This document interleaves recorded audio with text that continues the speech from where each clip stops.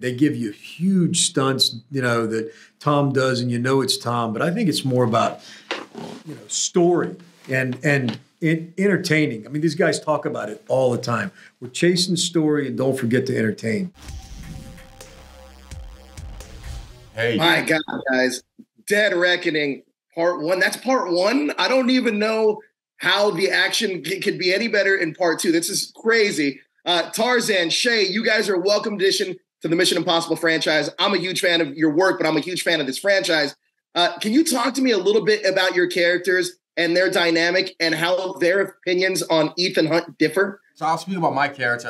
The guy is young, up and coming, rising through the ranks, clandestine service officer, and he's tasked with teaming up with Briggs, and he's trying to figure out what is really correct and what's going on. Yes, he wants to do the right thing by the books, but he also questions the moral judgment of, who's doing right, who's doing wrong. Should we do this? Should we not do this? And it's just asking those questions. So it's fun to play off of somebody like a Briggs character. When you start a project, you always want a point of view. Your character have a point of view. And I made it real personal with Ethan. And so, but also, you also want characters that go through something, so by the end, and that's what he was just saying. I think we both start one place, which is the order is to go get Ethan at any cost. And through that, all of a sudden, they start, their characters go through something and have a change of points of view. That's what's interesting to watch. And characters that usually don't get that, they don't get to flesh that out, I couldn't agree with you more. Now, Tarzan, you worked with Tom Cruise on Top Gun Maverick.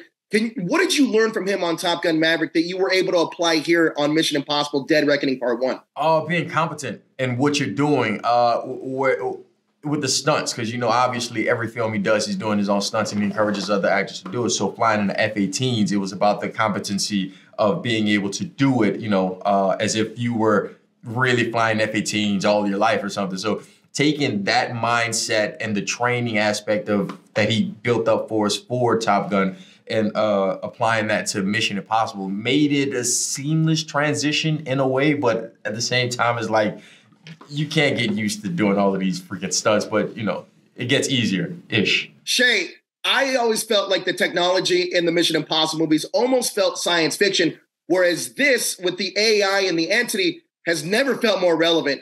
Can you talk to me a little bit about what you think about this being a cautionary tale and what you hope audiences take away from that aspect of the film? I don't know about what I want people to take away, caution or not. I think it's more about entertainment.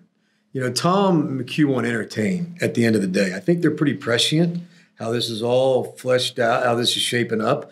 But they want people to be entertained, man. They don't want people to go, you know what I mean? And they want people to care about characters, and they give you huge stunts, that Tom does, and it's Tom. But I think it's more about, story and entertaining. I mean, these guys talk about it all the time. We're chasing story, and don't forget to entertain. You couldn't be more right, because I was entertained throughout that movie from opening scene to the end, and the action. I didn't sleep for like 4 hours after. I think it was a cinematic adrenaline is what I like to call it. It was incredible. I want to thank you guys for your time. The film is incredible. I cannot wait to see it again, especially just for that train scene alone. I could watch that 100 times. It is phenomenal. Thank you guys for your time. I really appreciate it. Thank you. Thank you, man.